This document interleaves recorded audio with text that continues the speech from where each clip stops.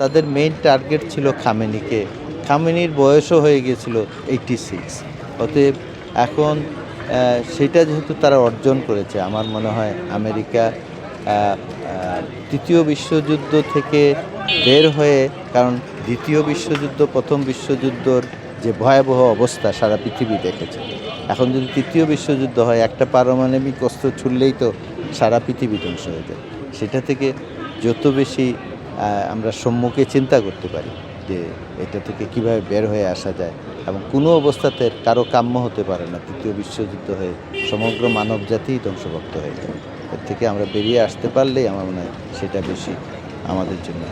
বাংলাদেশে যে এক্সপেট্রিয়েট যারা, তারা লেবার ফোর্স আছে, তারা কিন্তু আমাদের প্রধান বৈদেশিক যে আমাদের যে টাকা পয়সা ডলার যে রিজার্ভ, তারা কিন্তু একটা গুরুত্বপূর্ণ ভূমিকা রাখে।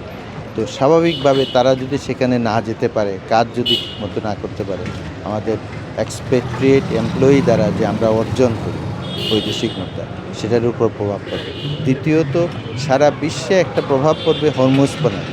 হরমুজ প্রণালী কিন্তু ইরানের কন্ট্রোল। তারা এটা যদি বন্ধ করে রাখে, তাহলে জ্বালানি সমস্যা সারা বিশ্বে যেরকম প্রভাব পড়বে, আমাদের মতো উন্নয়নশীল দেশে তার প্রভাবটা বেশি হবে।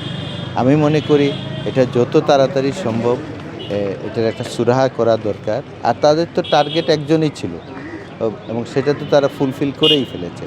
যেভাবে যেভাবে এখন মানুষকে যাতে স্বস্তিদায়ক কোনো অবস্থানে নিয়ে যায়, কারণ আমেরিকা বা ইসরায়েল মিলে যদি মধ্যপ্রাচ্যে অশান্তি সৃষ্টি করে, মধ্যপ্রাচ্যতে তেলের মজুদ বেশি, ভেনেজুয়েলা আছে, অন্যান্য দেশে আছে, তো মধ্যপ্রাচ্যই তো বেশি সাপ্লাই দেয় আমাদের মতো দেশগুলোতে।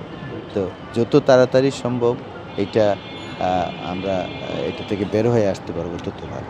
আর আমেরিকাও তাদের পৃথিবীর কাছে যেভাবে মাদুরোকে কয়েকদিন আগে নিয়ে গেছে, আবার এদিকে এই অবস্থার সৃষ্টি হলো, কারণ আমরা তো দেখছিলাম একটা আলোচনা চলছিল, আলোচনার মাধ্যমে এটা সমাধান করতে পারলে সবচেয়ে ভালো বলে। মিডল ইস্টে, মধ্যপ্রাচ্যে তেল সম্পদে পরিপূর্ণ, মধ্যপ্রাচ্যে টাকা পয়সা সব কিছু, কিন্তু ওখানে গণতান্ত্রিক সরকার ব্যবস্থা নাই।